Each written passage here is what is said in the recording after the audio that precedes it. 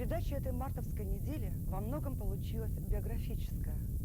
Впрочем, в нашем рассказе найдется место и для других событий. Начнем с повествования о людях, оставивших заметный след в истории Коми-края.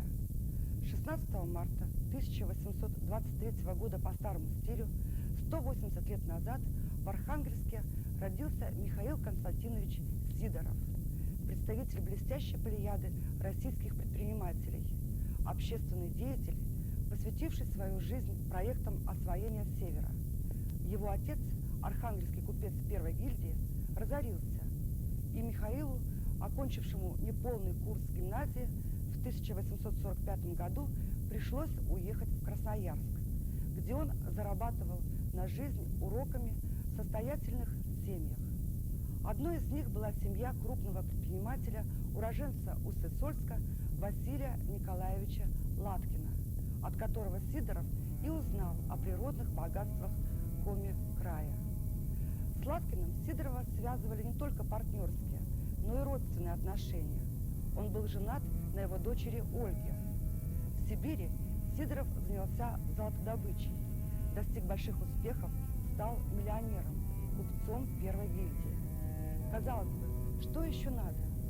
Однако он с огромной энергией берется за решение новой задачи – освоения природных богатств Печорского края.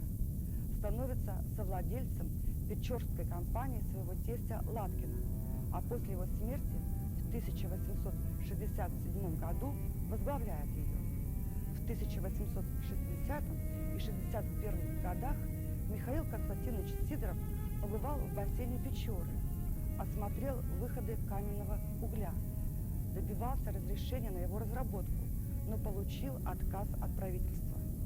В 1868 году Сидоров заложил первую нефтяную скважину на Ухте, организовал нефтяной промысел, тоже первый, но и здесь его поджидала неудача.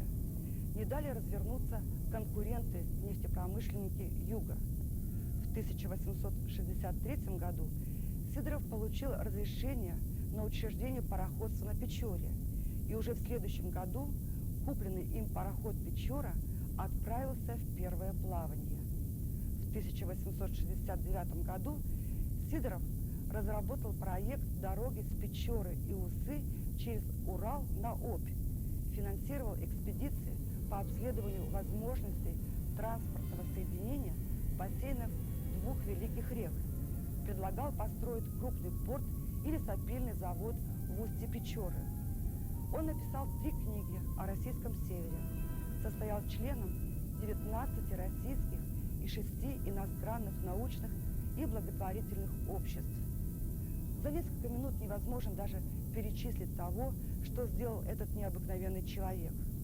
Михаил Константинович Сидоров явно опередил свое время.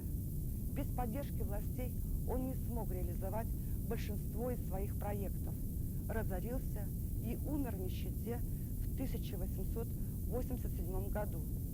Но остались книги Сидорова, осталось его имя на географических картах и в благодарной памяти потомков. В эту неделю есть повод вспомнить еще об одном подвижнике, оставившем заметный след в истории культуры нашей республики. 11 марта 1874 года в Уссысольске родился Андрей Андреевич Цембер.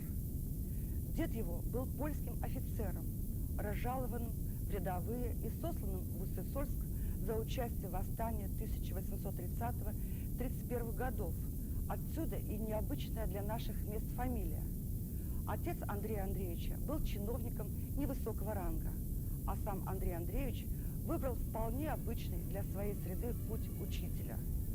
Он окончил Татемскую учительскую семинарию, работал учителем в Кирчемье, а затем перебрался в Уссысольск. Только мало ему было быть просто учителем. Цембер, который, кстати говоря, считал себя коми, заинтересовался коми-фольклором и историей.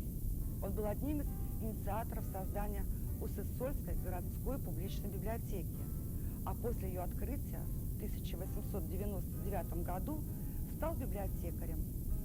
В 1910 году Цембер на свои средства выпускает русско-зырянский словарь. В 1913 и 1914 годах публикует два первых коми-фольклорных сборника. Собственно, и этого было бы достаточно, чтобы вписать свое имя в историю коми-культуры. Однако Цембер в 1911 году стал одним из инициаторов создания в Уссысольске отделения Архангельского общества изучения русского севера. Был избран его председателем и казначеем, и уже в этом качестве предложил взяться за создание первого в коми-края музея, что было и сделано. Возвратившись в Уссысольск в 1818 году, уже после революции, в 14 году Цембер уехал в Вологду, а оттуда на Украину. Он поначалу без особого восторга присматривается к новой жизни, но вскоре активно включается в работу, участвует в работе общественно-культурных организаций, в том числе Общества изучения коми-края, пишет первые статьи по истории революции и гражданской войны в коми-края.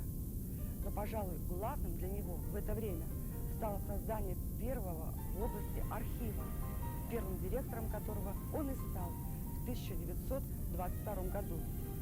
Этот архив был создан его трудами. Он неутомимо разыскивает документы по истории коми-края.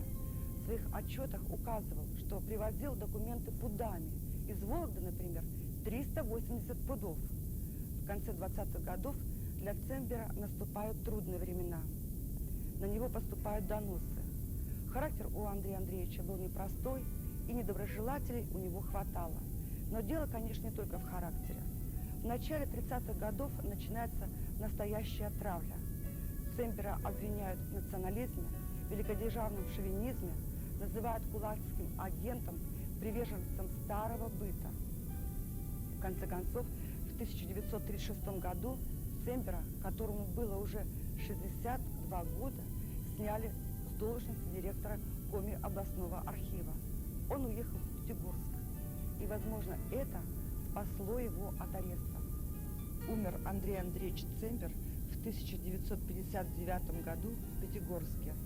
Перед войной Цембер хлопотал о назначении ему персональной пенсии, но ему отказали, не усмотрев особо выдающихся заслуг перед Коми-республикой. Так записано в решении комиссии по назначению персональных пенсий при Совнаркоме Коми АССР. Членов той комиссии никто не помнит, а Андрея Андреевича Цембера по праву чтят как своего отца-основателя и Национальный музей, и Национальный архив Республики Коми. 13 марта 1918 года в селе Обячево родился известный коми-актер и драматург Василий Дмитриевич Леканов. Он был в числе первых коми-профессиональных актеров, играл в Республиканском драмтеатре, а в 1946-49 годах был художественным руководителем Усть-Куломского колхозного театра. Были в то время и такие. Василий Леканов – заслуженный артист Коми АССР, но, пожалуй, более чем актер, он известен как драматург. Его первая пьеса на коми-языке появилась еще в 1950 году, а всего им написано более 20 драматических произведений. И, конечно же, самая известная пьеса Василия Леканова, принесшая ему всесоюзную известность, «Сикца Рытьяс» «Сельские вечера», написанная в 1954 году и в русском переводе поставленная многими театрами страны. В 1976 году Василий Дмитриевич Леканов стал лауреатом Государственной премии Коми СССР. Многие годы возглавлял Союз писателей Республики. Василий Дмитриевич Леканов скончался в 1989 году. Помянем добрым словом и еще одного замечательного человека. 16 марта 1903 года в селе Большелуг родился Алексей Иванович Мишарин, врач-хирург.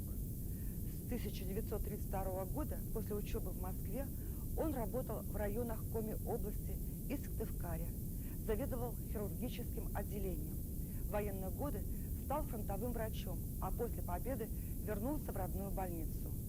Он оперировал более 40 лет. Число сделанных им операций перевалило за 1000. Цифры, конечно, впечатляют, но как рассказать о золотых руках мастера, вернувших здоровье, спасших жизнь множеству людей. Алексей Иванович Мишарин – заслуженный врач Коми АССР и РСФСР. Он первым из врачей республики был занесен в Книгу трудовой славы Коми АССР. В 1966 году ему было присвоено звание Героя социалистического труда. Алексей Иванович Мишарин умер в 1977 году. На эту неделю приходятся и такие негромкие даты. 11 марта 1941 года был образован Кожвинский район. Его образование было связано с очередной перекройкой административного деления республики. Был ликвидирован Печорский округ, а часть огромного Устюсинского района была выделена в Кожвинский. Впрочем, тоже не маленький. В то время в него входила и Воркута. С тех пор границы района неоднократно менялись. Его территория существенно сократилась. В 1959 году район стал называться Печорским, а в 1989 году был передан в административное подчинение города Печоры. В 1994 году стал подчиняться Печорскому горсовету. Сейчас это муниципальное образование город Печора и подчиненная ему территория. 13 марта 1814 года по старому стилю астроном Викентий Карлович Вишневский в 517 шагах южнее и в 188 шагах восточнее Усть-Сысольского Троицкого собора провел определение широты и долготы Усть-Сысольска. В то время в России подобные важнейшие работы по определению географических координат городов только начинались.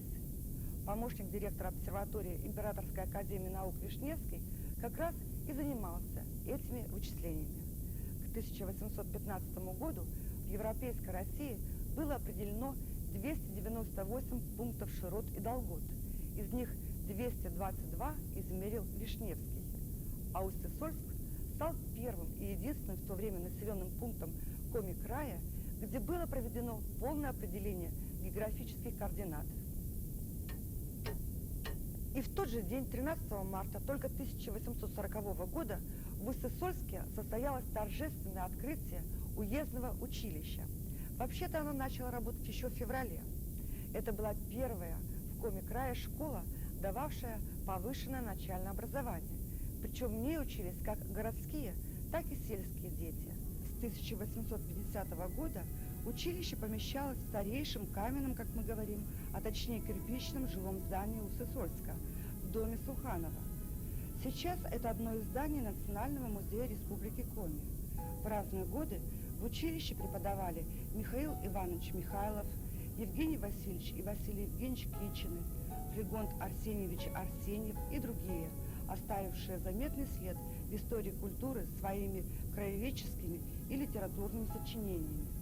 А среди его выпускников были, например, известные ученые Георгий Степанович Лыткин и Калистрат Фалалеевич Жаков. В 1885 году уездное училище было преобразовано в городское. Статус городского училища был выше, а учились в нем, как и прежде, и сельские дети. А в 1912 году высшее начальное, дававшее законченное начальное образование. 15 марта 1929 года начала выходить газета «Коми Комсомол». В 1935 году ее немного переименовали в «Коми Комсомольца». Выпуск газеты был временно прекращен в сентябре 1941 года. Ее просто некому стало выпускать. Вся редакция ушла на фронт добровольцами.